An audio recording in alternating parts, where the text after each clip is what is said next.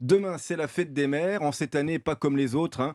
Eh bien, on avait envie de passer du temps à table autour, chers auditeurs, de vos souvenirs ou des moments plus récents que vous avez passés avec ceux que vous aimez. Et puis, c'est l'occasion aussi de se retrouver ce week-end en respectant, bien entendu, les gestes barrières, fête des mères ou pas. Tiens, Yves, Olivier, vous avez des souvenirs d'enfance liés à la fête des mères?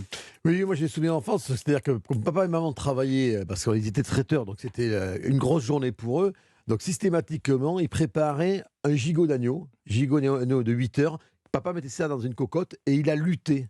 Ah oui, À avec lutter, la ça petite avait pâte mélangé de la farine et avec de de l'eau, l'eau. un peu de blanc d'œuf et de gros sel, faire une pâte et en fait, fermer le couvercle hermétiquement à la casserole. Et il mettait ça au four et ça lui permettait de pratiquement l'oublier. Voilà, c'était pas grave s'il finissait le magasin à 15 heures ou à 16 heures, c'était pas très grave. Le plat était là. C'est un beau cadeau, Ah, c'est plus qu'un beau cadeau, c'était un beau repas. Mmh.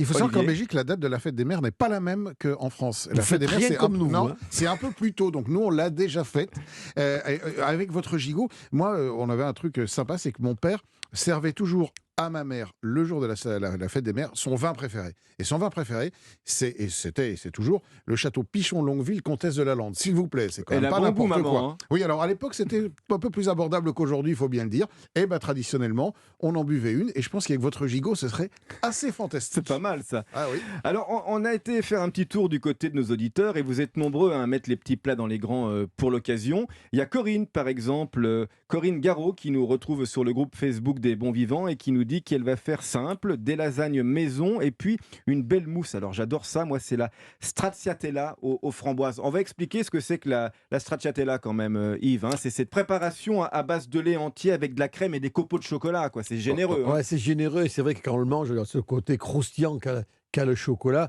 Et avec la framboise, chocolat-framboise, c'est des mariages qui fonctionnent. Un petit truc, tiens, pour réussir les lasagnes comme il faut. Moi, j'adore les lasagnes végétales.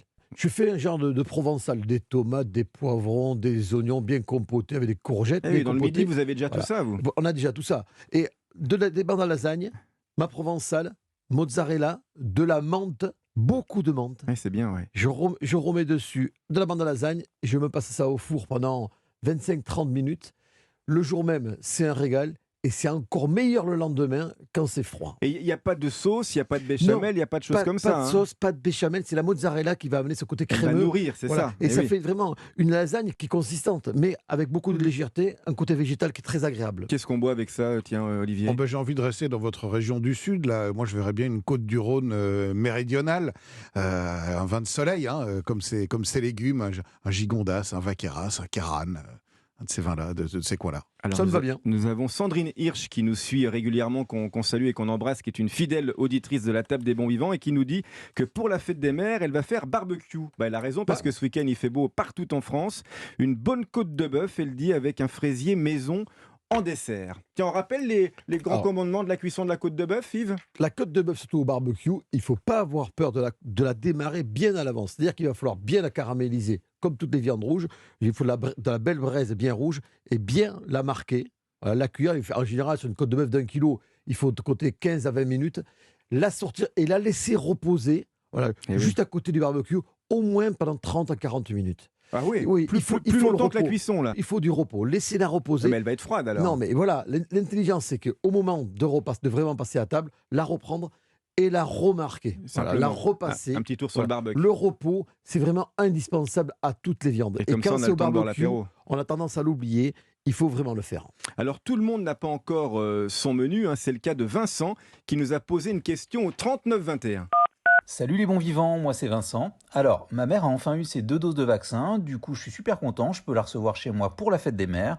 Mais je vous avoue que j'ai pas envie de passer la matinée en cuisine non plus. Donc si vous avez des idées pour un menu express, je suis preneur. Merci beaucoup. Ah Vincent, eh ben voilà, il est heureux de retrouver sa maman. C'est vrai qu'avec la vaccination, ça permet de retrouver ce qu'on aime. On pense évidemment à tous ceux aussi qui ont perdu un être cher cette année. Alors Yves, tiens, express pour Vincent et sa maman. Allez, express, magret de canard. Ouais. Magret de canard, c'est facile à faire.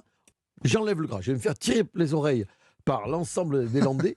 On va le marquer bleu, le griller bleu très rapidement. On le laisse reposer. On va le trancher. Barbecue au poil alors là. Barbecue au poil. On va le trancher très finement. On met dessus des fraises, des morceaux d'asperges crues coupés finement.